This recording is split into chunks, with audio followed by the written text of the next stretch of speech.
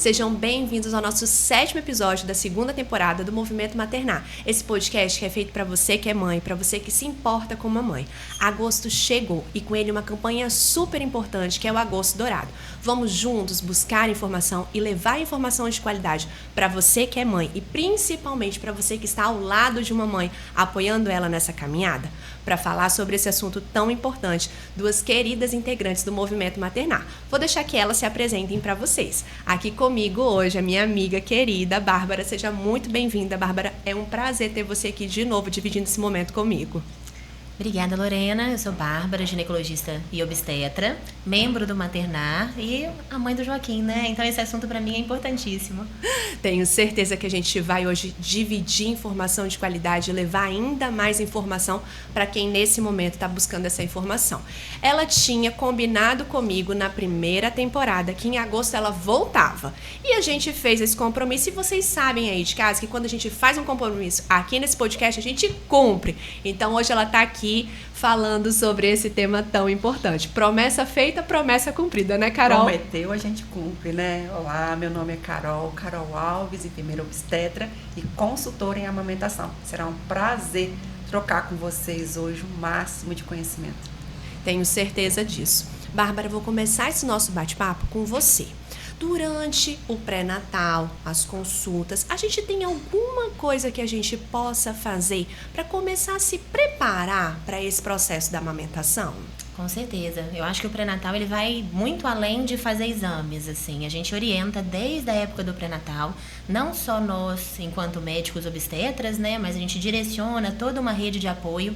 E aí, quando eu falo de rede de apoio, eu não falo só do marido, né? Eu falo a rede de apoio da parte médica, consultora de amamentação, outras mães, né? E aí a gente conversa sobre essa amamentação desde sempre, até porque, assim, eu não sei pra você, mas pra mim foi um dos assuntos, assim, uma das situações mais desafiadoras da minha vida é a amamentação, né? Foi a amamentação. E conseguir entender que ela é um processo difícil, que ela é um processo às vezes construído, mas muito possível, e que existem algumas estratégias para tornar isso mais leve, isso faz todo sentido. Perfeito. Carol, você está junto com a Bárbara nesse processo do pré-natal e você começa as suas consultorias, a sua conversa muito antes do parto. E acredito que você escute diversos receios dessa mãe, dessa família, a respeito da amamentação. O que você tem para dizer para a gente como os principais ou o principal receio dessa família ou dessa mãe nesse período, ainda pensando como será a sua amamentação? Então, e aí complementando o que a doutora Bárbara falou, a gente começa exatamente por aí, entendendo o que essa mulher sabe, entendendo quais são as dificuldades que ela tem, o que ela já tem de conceito, né, ou de pré-conceito estabelecido, que muitas das vezes elas têm medo do peito não dar conta, delas não conseguirem alimentar o bebê. Eu acho que o maior medo delas é que o bebê fique com fome, sabe? Então, e elas vêm muitas vezes com a fala da família, a mãe que não conseguiu amamentar, a tia que não conseguiu amamentar, a irmã que não conseguiu amamentar. Aí a gente tem que fazer todo um processo de desconstrução desse conceito, preconceito estabelecido, entender quem é essa mulher, no pré-natal dela, principalmente fazendo uma correlação direta aí com a parte obstetrícia, saber quais são os fatores de risco que ela tem, se ela é uma paciente diabética, ela é um fator de risco para ter uma dificuldade maior na amamentação, se ela é uma paciente que tem problemas metabólicos, hormonais. Então são pessoas que a gente tem que avaliar, entender quem é ela, o que ela sabe, e aí então a gente construindo com ela dentro do pré-natal esse processo que vai acontecer depois que o bebê nascer. Até porque isso não é receita de bolo, né? Às vezes o que é o ideal pra mim não é o ideal pra Carol, não é o ideal pra você. Então é uma coisa muito construída e muito individualizada, de fato. Sim, até porque mesmo se ela tiver um fator de risco, não significa que ela não vai conseguir, né? Nós tivemos várias pacientes nossas, que às vezes são pacientes que você fala assim, nossa, tem uma mamoplastia redutora e não vai amamentar. E ela já vem às vezes de casa, falando que não vai amamentar. E ela já vem assim, querendo saber qual é a fórmula que ela vai dar, o quanto da fórmula que ela vai dar. né? Ou às vezes ela tem uma diabetes e está em uso de insulina e ela já vem achando que ela não vai conseguir. Eu falo, calma, vamos construir estratégias, inclusive, para que se caso, inclusive, não conseguir, o que vai ser viável, quais são as possibilidades. E construir isso com calma, com carinho, com amor, né? Para que ela viva a maternidade dela de uma forma total, não só um mundo fechado e restrito ao seio dela, né? Eu acho que isso é importante. E esse apoio, na verdade, prévio a ter a experiência prática, isso eu acho que gera muito mais confiança para essa mulher, sabe? Ela consegue ir entendendo que existem alguns desafios e, apesar desses desafios, ela tem com quem contar, ela tem estratégias para fazer. Então, isso é interessantíssimo. Perfeito. Meninas, a gente entrelaça muito a amamentação, a palavra vínculo, né? E isso fica muito impregnado nos próprios discursos da sociedade, muitas vezes, de nós profissionais da área da saúde. E às vezes talvez isso crie na mulher uma certa, vou colocar uma aflição, talvez essa seja a palavra, de imaginar se ela não conseguir amamentar, ela não vai conseguir estabelecer um vínculo com o bebê. Como é que vocês enxergam isso na prática de vocês? Qual é o peso que tem esse vínculo ou essa não construção do vínculo se eu não amamentar? Carol, vou começar com você e depois eu jogo a bolinha para...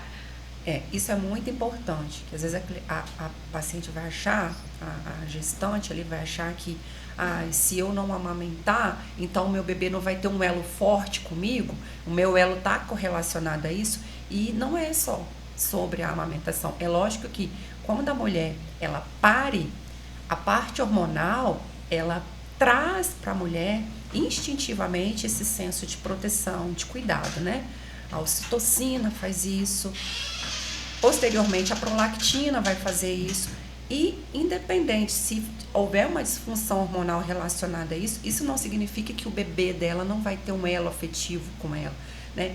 Eu acho que quanto mais amor a mãe entrega, ela recebe de volta, porque o cérebro do bebê, ele entrega amor para ela, e isso é uma construção dia a dia, né? Então, independente dela amamentar ou não, se ela entrega amor, ela recebe amor, e tem elo sempre.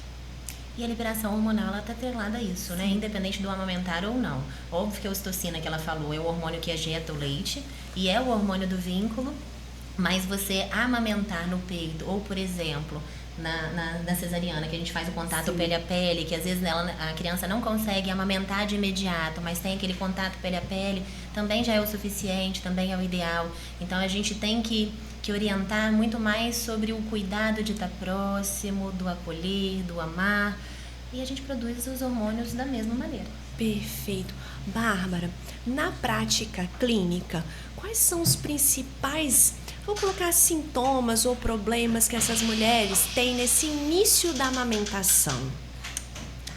Acho que o primeiro deles pode ser que seja por falta de orientação, achar que vai dar tudo necessariamente certo e não entender que possa ter alguns desafios, né? E assim, em relação à parte clínica, a gente passa por alguns bons desafios, né? Desde a cândida mamária, por exemplo, que é aquela vermelhidão no mamilo da mulher, associado, ou não, mas na maioria das vezes associada àquelas lesões esbranquiçadas na boca do neném, pode falar a favor de cândida mamária, isso pode dar uma dor absurda na amamentação, mas com antifúngico, né, tanto oral para o neném quanto local para a mãe, isso consegue ser corrigido. Tem a síndrome de Renault mamária, por exemplo, que é algo que não é tão frequente, mas também não é tão raro assim, sim, né, Carol? Sim.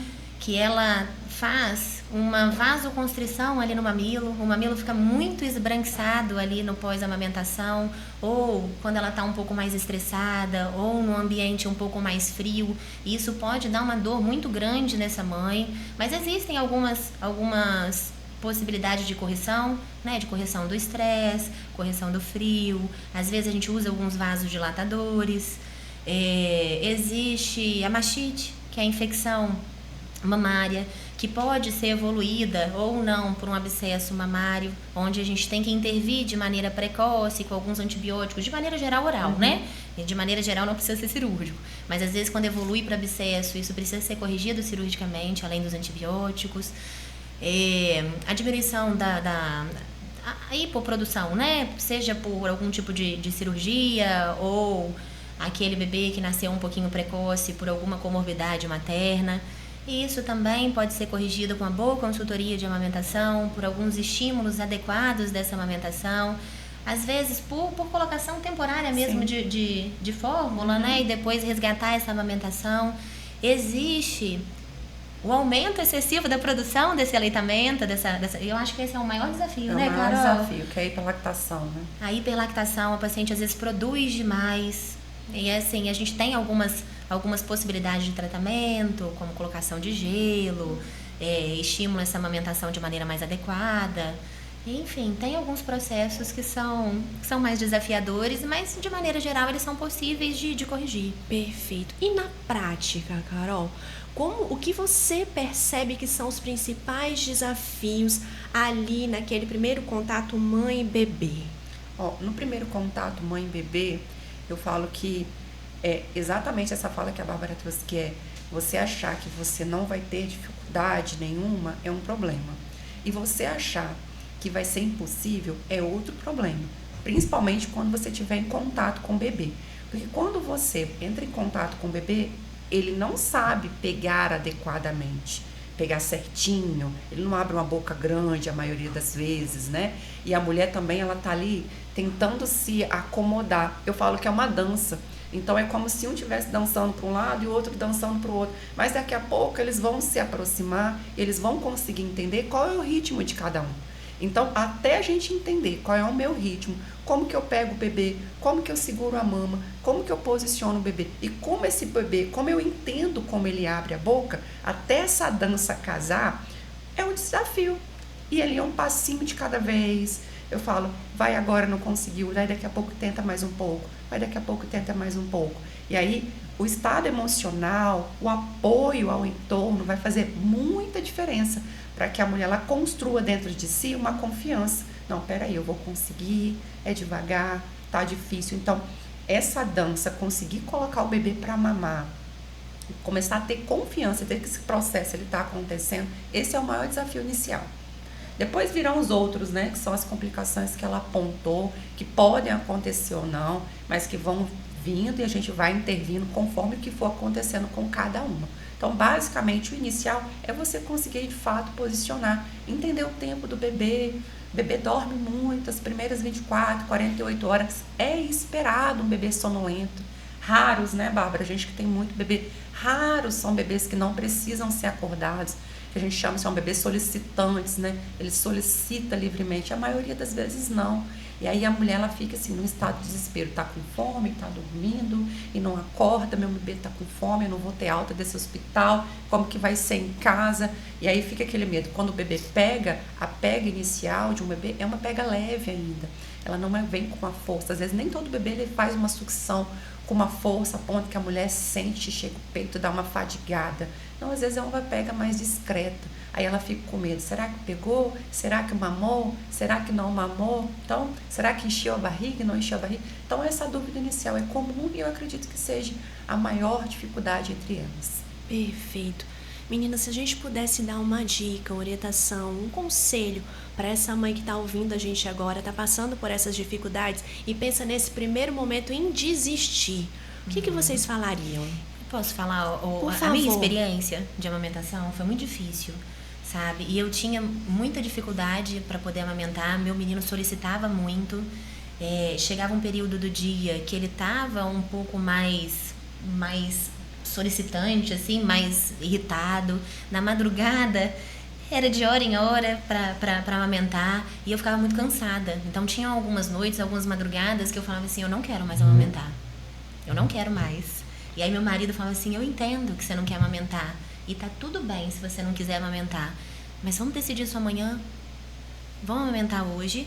E amanhã, vamos ver o que dá. Se você não quiser amamentar, tá tudo certo. E aí eu consegui amamentar assim o tempo que foi possível e não retirei em momento nenhum. Mas algumas madrugadas isso aconteceu. E eu acho que se eu não tivesse esse apoio do meu marido, eu teria parado de amamentar muito antes. Eu acho que quando a mulher ela não tem conhecimentos prévios, isso dificulta muito. Então, se você está em meio ao desafio, a primeira coisa que eu diria para você, você sabe o suficiente para abandonar ou é só o seu grande desafio inicial? Você sabe o que está acontecendo, o que te impossibilita, né, de seguir com o seu caminho ou não. Você precisa buscar um pouco mais de informação, mais de apoio. As pessoas que estão ao seu entorno, talvez elas vão precisar saber disso junto com você, para você se dar uma nova chance. Agora, se você já te deu essa nova chance, se você já tentou todos os recursos, isso está sendo algo que para você está tirando, eu acho que o prazer da maternidade, sabe, que é a vontade de estar com seu filho, de viver sua maternidade, eu acho que de fato você tem que repensar, né? Se você realmente vai continuar ou se talvez você vai seguir da forma que dá, tirando esse peso de dentro de si. Então, eu acho que é exatamente isso. Até onde eu fui, foi o último recurso, eu tentei até o máximo dos recursos que existiam. Eu fui até uma consultoria, eu busquei mais informações, eu sei o suficiente para eu desistir? Não, eu já tentei todos os meus recursos. Então, e agora? Agora a decisão é sua e tá tudo bem. Tá tudo bem. Eu acho que a maternidade ela já é pesada por si só, pra gente pesar com algumas coisas que não devem ter peso. Exato. Eu acho que também entender esse processo, né? Entender do que se trata, né? Que não é um momento. Então, assim, como que eu estou vivendo, qual é o apoio que eu estou tendo, isso não vai te fazer mais mãe ou menos mãe, que é uma questão tão simbólica e presente nesse discurso delas, até porque, né? Lorena, eu vivi uma situação completamente diferente da Bárbara. Eu já não tive dificuldade nenhuma para amamentar, nenhuma. E até eu fazer a formação em consultoria, eu achava assim, gente, pelo amor de Deus, estão pesando demais, estão demonizando a amamentação. Não é tão difícil assim. Eu achava que não era tão difícil assim. Mas aí quando eu fiz a formação e eu comecei a atender pessoas que eu falava assim, nossa, eu falava assim, eu não sei nem como ela está conseguindo prosseguir, de tão difícil que está sendo. Então entendi que é um processo individual, mas que você tem recursos e você pode usar os recursos que estão para você, o máximo que você puder, e você parar no momento que você achar que deve. E é sobre o que você decidir. Perfeito. Tá ótimo. Perfeito. Nós vamos falar, vocês trouxeram na fala de vocês o tempo todo a importância da rede de apoio. Então vamos entrar um pouquinho agora nesse campo, porque eu acho que agosto é um momento propício para a gente falar sobre essa rede de apoio e da importância. A gente costuma dizer que a mulher não amamenta sozinha. Não. E a gente tem essa sensação de que amamentar é solitário, né? É mãe e bebê. E é muito maior. E quando a gente pensa, para quem está em casa assim, o Agosto Dourado, ele tem um lacinho da amamentação bem peculiar. Diferente das outras campanhas normalmente, que é aquele lacinho redondinho com a pontinha, o laço da amamentação é de fato um laço. Tem um lado que é a mãe, o outro lado que é o bebê. O nó, que é nós, a sociedade, os profissionais, a rede de apoio, que é quem vai fazer esse elo para facilitar essa comunicação, para facilitar esse vínculo e essas pontas, que é o futuro desse bebê. Então, acho que só esse laço simbólico já traz a importância, né, desse apoio. E, Bárbara, como é que nós, profissionais da área da saúde, conseguimos fomentar uma rede de apoio para essa mãe? Como é que a gente pode colaborar para isso?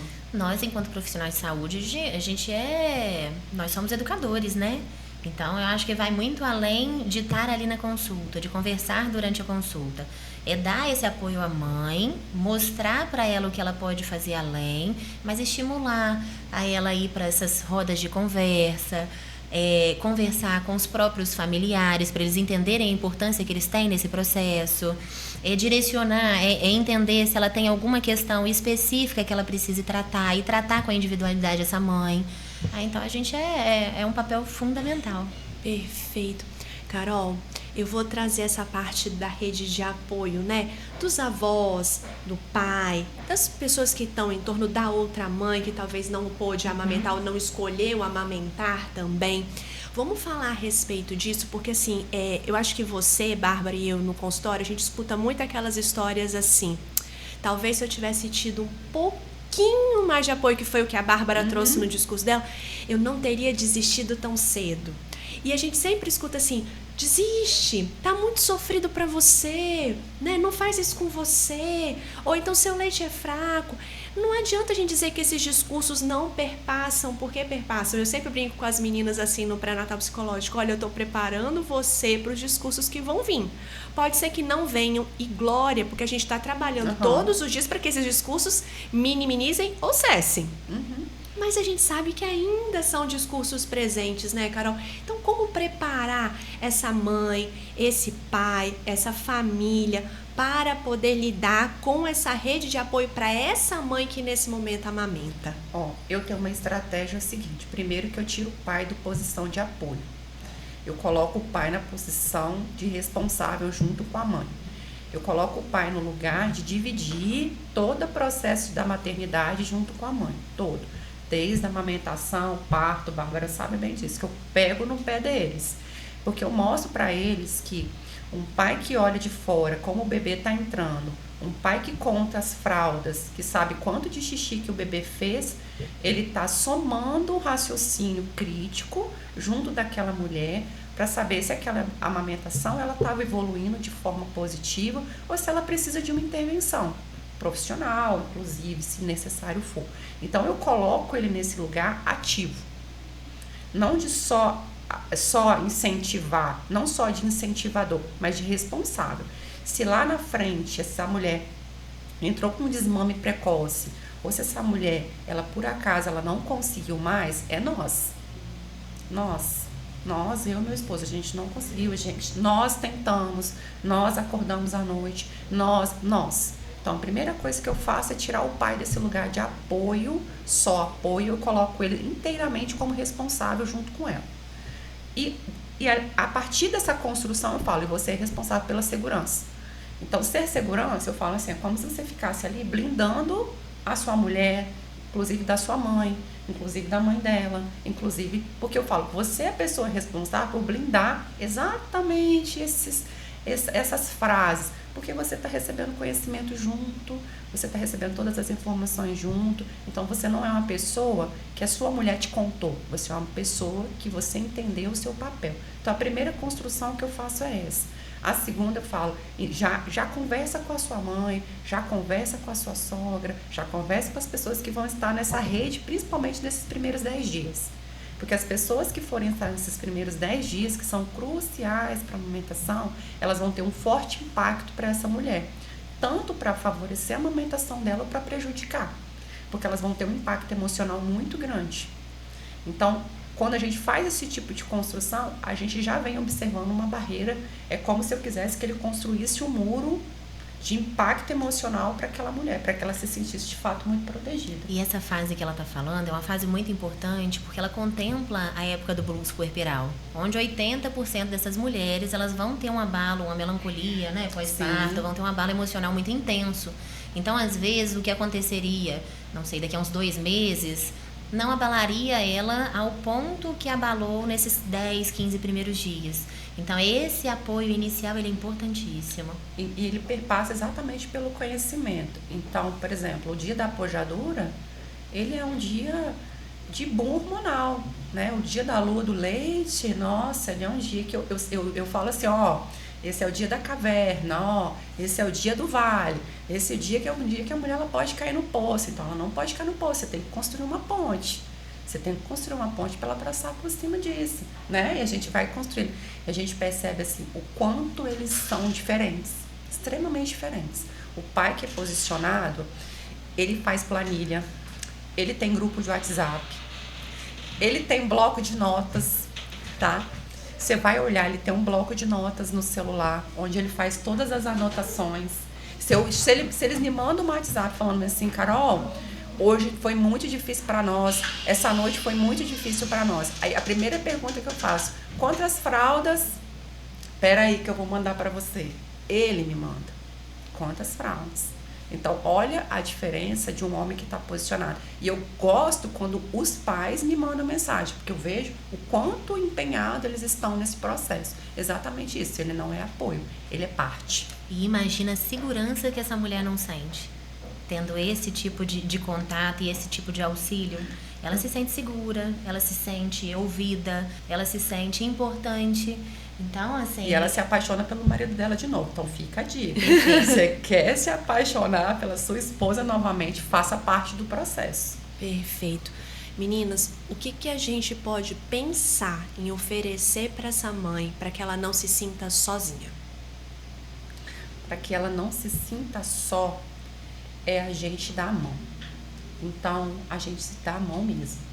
Então, tá acontecendo algo além, manda uma mensagem para nós estamos com você, seja para mim, seja para a Bárbara, quando é nosso.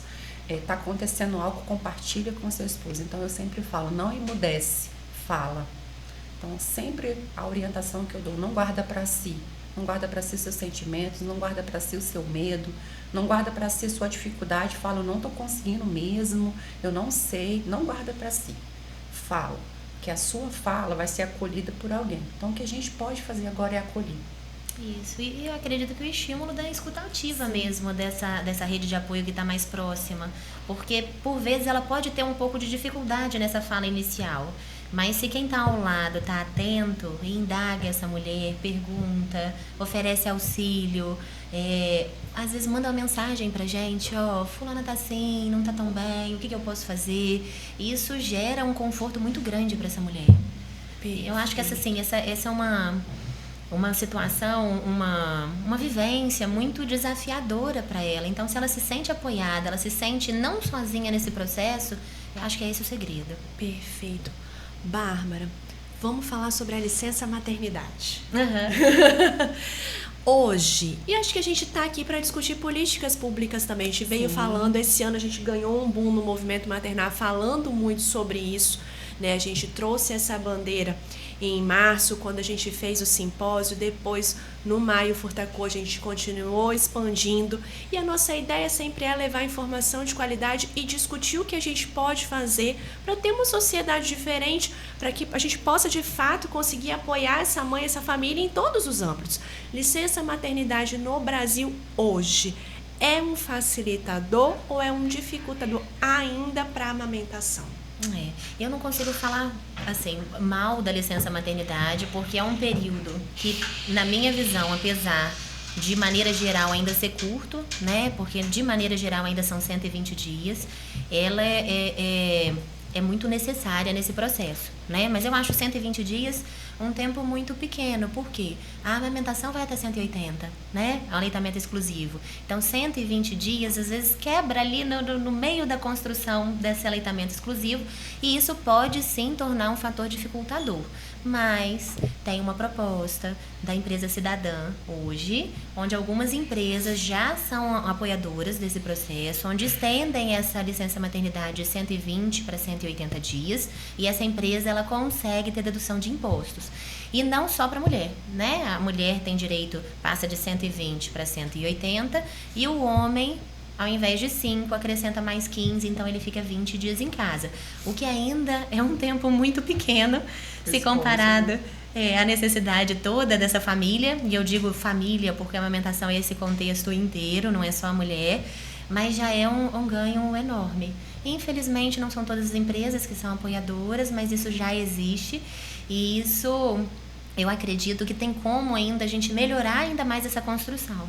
Existem algumas empresas que, quando elas são apoiadoras, que elas têm esses espaços, geladeira, né, freezers para a mulher ela fazer a extração do leite, colocar dentro da geladeira, porque se ela volta com 4 meses, né, e ela deveria ficar com 6 meses, e ela tá ao longo do dia trabalhando, se ela quiser fazer extração, ela não pode só fazer extração e deixar o leite de qualquer jeito. Ela tem que fazer extração, ela tem que ter um ambiente para extração, e ela tem que ter um ambiente para armazenamento, para depois ela tirar daquele refrigerador e transportar até a casa dela. Então, existem também algumas empresas que já promovem esse tipo de espaço, esse ambiente, né? Esse fato da mulher poder sair lá, fazer ordenha, porque dói muito, né? Até então a mama dela estava hiperestimulada, porque tinha um bebê ali mamando de 2 em 2, de 3 em 3, e de repente ela vai ficar 8 horas sem extração, machuca, dói demais. Não, e nem só a dor, né? Ajuda estímulo de mastite, por exemplo, de abscesso mamário. Então pode gerar alguns problemas ruins mesmo para essa mulher. Que geralmente acontecem, né? É onde elas habitualmente desenvolvem os agitamentos mamários, mastite, e lá com 4 meses, por retorno ao trabalho precoce, né? Ou por não ter um ambiente propício à extração, armazenamento, transporte. e acaba não favorecendo a amamentação em si. Perfeito. Mas isso é um trabalho de formiguinha. Sim. Eu acredito que há 10 anos atrás não era do jeito que tá, e eu acredito que 10 anos pra frente vai estar ainda melhor. Também, acredito muito, e a gente torce e tá na luta também por isso. Sim. E aí vou falar assim, todos nós somos estudiosos do SUS e somos uma grande incentivadoras também, porque a gente, eu particularmente sempre falo, é um sistema que funciona, tem as suas peculiaridades, mas funciona em muitas coisas e a gente trabalha, né, e já trabalhou, muitas de nós dentro desse circuito. Carol, você como uma estudiosa da amamentação, como é que você vê hoje o SUS nesse apoio para a amamentação? O que a gente já tem de avanços e o que a gente ainda pode melhorar ao seu ver? Bom, o pré-natal no SUS, o avanço que já teve é você ter a possibilidade de fazer um pré-natal multi, né? Que faz o médico, que faz o enfermeiro junto, que tem esse espaço entre que o paciente ele é mais atendido. Às vezes passa pelo enfermeiro, recebe as orientações, né, sobre amamentação, sobre parto, que ela não receberia do médico pelo tempo de duração da consulta dele de consultório, porque é diferente do paciente particular, que a gente pode ficar ali com ele 1 hora. O paciente do SUS, às vezes ele vai conseguir ficar com aquele paciente 15, 20 minutos. Para tratar toda a parte clínica, né? Toda a parte de avaliação do pré-natal. E ele conseguir fazer uma avaliação é um tempo muito curto. Agora, quando o pré-natal é feito multi, então mais 20 minutos com a enfermeira é um tempo que ela tem para fazer esse trabalho mais ampliado. Então, hoje a unidade de saúde, ela tem já essa possibilidade, porque já abre esse campo de atuação, tanto para o enfermeiro no pré-natal, quanto para o médico. Então, eu acredito que isso seja um avanço. O que nos falta agora é instrumentalizar mais esses profissionais. Esses profissionais, eles têm que ter mais competência. É lógico que não é fácil, né? Para a gente formar profissionais com maior competência técnica para estar lidando. Porque não é só a amamentação que eles lidam lá. Eles lidam com diversas coisas, né? Diversos assuntos. Então, mas é um trabalho de formiguinha mesmo. Devagar, você tem que instrumentalizar a equipe médica, a equipe de enfermagem, a equipe técnica, para que eles forneçam um pré-natal não só quantitativo, né? Quantidade de pessoas assistidas, mas com nível de qualidade, que isso vai gerar impacto no tempo de amamentação que aquela mulher ela vai durar. Eu já vivi uma realidade que quando eu já trabalhei no SUS, por exemplo, que quando eu comecei, elas conseguiam amamentar exclusivamente por 40 dias só. E aí nós fomos fazendo um trabalho, e nós conseguimos estender esse tempo para 2 meses. Que para nós foi um ganho gigantesco. 2 meses de uma criança em amamentação exclusiva, tem a peculiaridade do território, né? Tem toda essa questão. Quanto mais vulnerável o território, menor é a nossa chance de conseguir fazer com que essa amamentação seja exclusiva, porque é cultural, é um fator cultural, e aí a gente tem que fazer toda uma construção devagar, com o território, educativa. Então, além de conhecimento, a gente tem toda estrutura física para fazer isso, estrutura financeira, para que realmente a gente consiga modificar a realidade daquele território. Perfeito. Meninas, o que é que a gente sonha para essa política pública avance nessa área da amamentação? Aqui para Linhares? Para tudo, que nós somos Então. dessas. Eu acho que tem diversos pontos. Eu acho que na nossa cidade, especificamente, eu sinto um pouco de falta do banco de leite, que a gente já teve na cidade e que a gente não consegue ofertar por hora. Fiquem aí, segura, que o próximo episódio a gente só vai falar sobre isso. Exato. Onde a gente consegue construir tanto esse aporte de leite materno para as mulheres que por vezes não conseguem ter essa produção. Eu sinto falta de consultoras de amamentação nesse aporte do SUS, porque é muito difícil mesmo, de maneira geral, né? De maneira geral, ela é muito desafiadora. Então, você ter um suporte técnico melhorado, isso é fantástico, e isso eu acredito que melhoraria no ponto de tempo de amamentação. E esse apoio não só 1 para 1, né? Mas terem essas rodas de conversa, esses incentivos à amamentação de maneira mais clara, mais contínua, fazer com que eu possa falar, por favor, do nosso workshop, Pronto. Fazer como a gente faz no maternar, né? Que a gente vai fazer um workshop de amamentação. E esse, assim, teria que ser um dos pontos para a cidade. Isso deveria ser muito mais fomentado. Mas é um ótimo começo e eu acho que a gente está no caminho. Eu acredito que as políticas, elas têm que, tanto as políticas quanto as estratégias que a gente está apontando aqui, elas têm que ter um alvo, um propósito, elas têm que buscar um resultado. Então, a partir do momento que nós sabemos quantas pessoas estão em aleitamento agora, qual que é o nosso resultado? O que a gente tem conseguido com o que a gente tem hoje? A gente tem conseguido melhorar? A gente só está de mal a pior? Então, vamos para as estratégias, né? Com propósito. Eu tenho um propósito de aumentar o quantitativo de amamentação exclusiva em 2 meses, em 1 mês. Então, são essas as iniciativas que a gente precisa hoje, mas com resultados palpáveis, né? Não algo feito assim, isoladamente, às vezes pouco para poucas pessoas. Então, fazer com calendário mesmo, como nós temos o nosso maternar, que hoje a gente consegue ter um calendário fixo, ter profissionais dedicados, ter um nível de dedicação, ter um alvo, né? Então a gente precisa ter esse alvo. O banco de leite, ele é sensacional, porque o banco de leite, ele traz a profissionalização da amamentação. Porque para você atuar dentro do banco de leite, você tem que ser especialista em amamentação. Aí vai desde especialização lato sensu, stricto sensu, desde consultoria de amamentação. Então, você acaba gerando uma rede no município profissional voltado para a amamentação. E isso enriquece muito o município que tem um banco de leite instalado. Eu sempre falo assim, vocês vão saber porque estão juntos comigo há muito tempo, né? Campanhas pontuais, igual a gente sempre faz. Então, os meses, eles são a ponta, né, pra gente levantar esse discurso, trabalhar. Esses meses, eles precisam ser meses ricos, sabe? Eles precisam ter potência. Não adianta a gente fazer um evento isolado, falar uma coisa isolada. Se o mês tem 30 dias, é 30 dias batendo nessa tecla direto, com proposta, com ação prática, levando essa informação. A gente precisa discutir, a gente precisa cansar de discutir. Da gente chegar no final do mês e falar assim, meu Deus, esse assunto de novo. E, por exemplo, agora a gente está falando do agosto dourado, então em agosto, que agosto seja de fato dourado, mas que isso circule por todos os meses, porque não adianta ficar restrito a um único mês, que a gente tem esse mês de impacto, porque precisa acontecer, mas que ele perpasse por tudo, e entender, e ter profissionais capacitados, ter uma galera que pense, que vibre por isso, né? O último podcast que a gente teve, a gente falou sobre AVC. E aí veio o Ângelo aqui, né? Eu até brinquei com ele, quando eu falei assim, você olhava para os olhos deles e eles vibravam. E eu falei assim, nossa, eles parecem, até brinquei com eles, quem assistiu o podcast vai saber que eu tô falando sobre isso. Falei assim, nossa, eu até falei, olha, vocês parecem a gente do movimento maternar, porque nenhum dos dois era integrante. A gente, quando fala um negócio, a gente chega soa. A Bárbara ainda brinca com isso, a Bárbara brinca comigo que eu consigo falar sobre o movimento maternar em 5 minutos, ainda vendo esse peixe.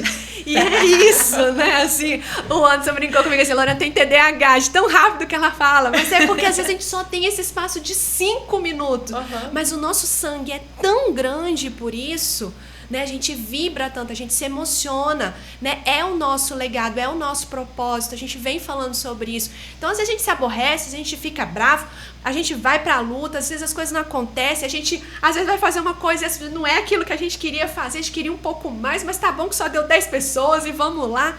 Mas assim, é importante levar isso, né? E é isso, a gente está construindo. E se todo mundo não vibrar e não tiver esse sangue no olho para construir, eu acho que a gente fica sempre naquela promessa vaga e a gente está um pouco cansado de promessa vaga, né? Até porque, Lorena, acho que a gente tem que olhar para a amamentação como uma nutrição.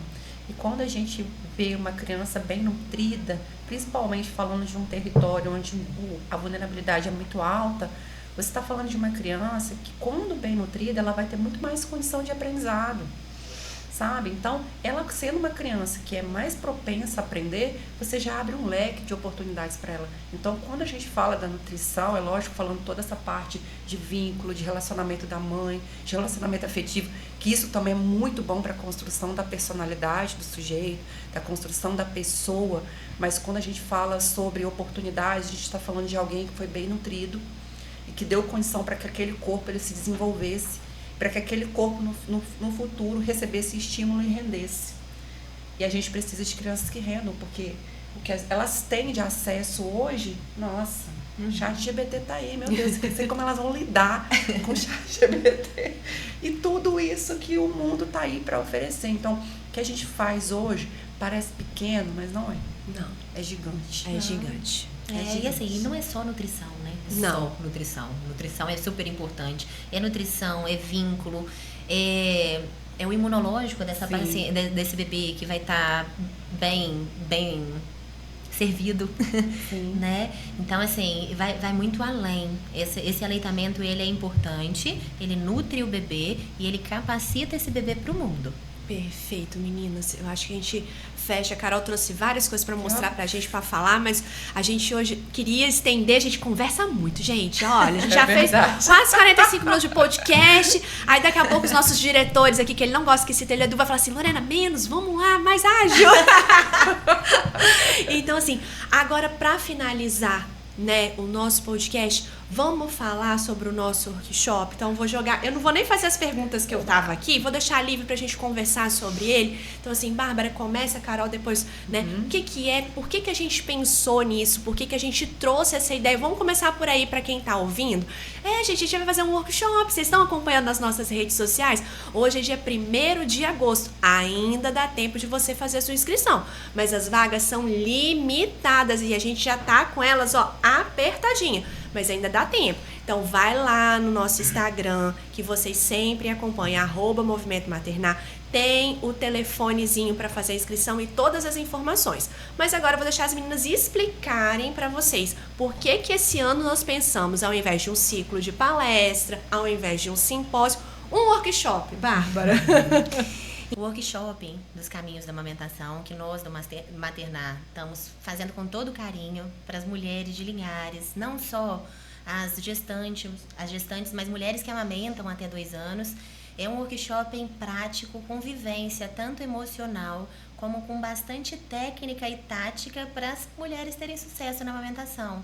Então é mais um caminho de formiguinha aqui na cidade que a gente tá fazendo para melhorar esse apoio à amamentação. Perfeito. Carol, e os profissionais envolvidos? Quem é essa galera que vai estar ali? Nossa, olha, gente, se você tem aquela fala assim, se eu soubesse disso, se eu tivesse aquele suporte, eu não teria errado tanto. Então, esse suporte e esse aporte você vai ter exatamente nesse dia do nosso workshop, porque lá nós vamos ter obstetras, psicólogos, nutricionistas, odontólogos, fonoaudiólogos, consultoras de amamentação, enfermeira obstetra, enfermeiras pediatras e uma galera, uma galera com muito conhecimento para trocar. Então são pessoas que estão ali, gente, com a mãozinha dada para pegar na sua mão e te entregar algo gratuitamente.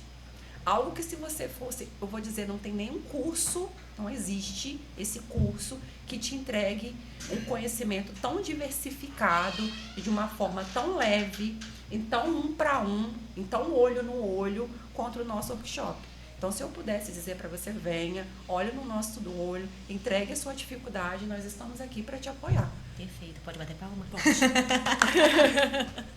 É isso, né? É a nossa ideia, levar informação de qualidade de forma leve, que a gente possa abraçar todas as mães. Não sei se a gente consegue abraçar todas as mães, mas aquelas que querem vir com a gente, que nesse momento precise desse apoio, desse colo, dessa escuta, dessa informação, né? E é aquilo que a gente sempre fala, é uma galera que tá ali, vou falar de novo, com sangue no olho para poder te ajudar, para construir isso. Então vem com a gente, deixa as informações. Então, Carol, reforça aí esse convitinho para fazer a inscrição pra gente. Então, vocês podem mais uma vez entrar no Instagram, @Movimento Maternar, lá tem um contato de telefone, você pode entrar com esse contato tanto pelo WhatsApp quanto fazer ligação direta. E lá você vai fazer sua inscrição e o workshop, um detalhe, é só uma manhã, gente, é uma manhã inteira voltado para amamentação, para você, porque nós vamos falar só sobre peito, tá? Nós estaremos falando sobre você, sobre as suas necessidades, sobre as suas peculiaridades durante a sua amamentação. Então, ó,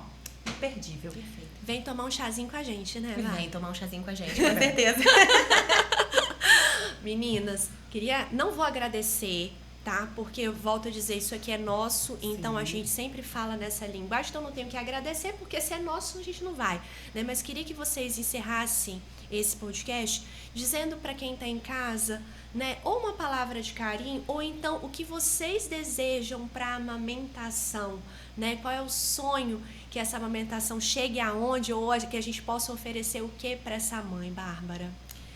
Eu desejo a todas uma amamentação o mais leve o quanto for possível, o mais acolhedora o quanto for possível, e que vocês consigam ter essa rede de apoio muito bem formada ao redor de vocês e consigam ter a experiência do amor líquido que de fato é a amamentação. Perfeito. E a gente se encontra dia 16. Dia quem 16 tá escutando do a 8, gente. com certeza. Perfeito. Carol? Vocês sejam pessoas, mulheres corajosas, que vocês sejam cheias de coragem para lidar com esses desafios. Eles existem, mas é um passo de cada vez. Lembre-se disso, um passo de cada vez, que vocês vão conseguir. Perfeito. Para você que está em casa ouvindo esse podcast, eu espero que ele tenha tocado o teu coração, que ele tenha levado informação de qualidade, que você tenha se sentido acolhida e, acima de tudo, respeitada, porque a sua vontade importa, o seu desejo importa, e a gente está aqui para te ouvir e facilitar. Se você quer amamentar, busca uma rede de apoio. Se você não está tendo em casa ali quem te abrace, te acolha nesse momento, existem profissionais que podem te ajudar a levar essa amamentação por maior tempo possível para você e para o seu bebê. Amamentar é vínculo, mas acima de tudo, precisa ser um momento especial para você e para o seu bebê, e você merece isso. Você merece viver a sua lua de leite da forma mais brilhante e dourada possível.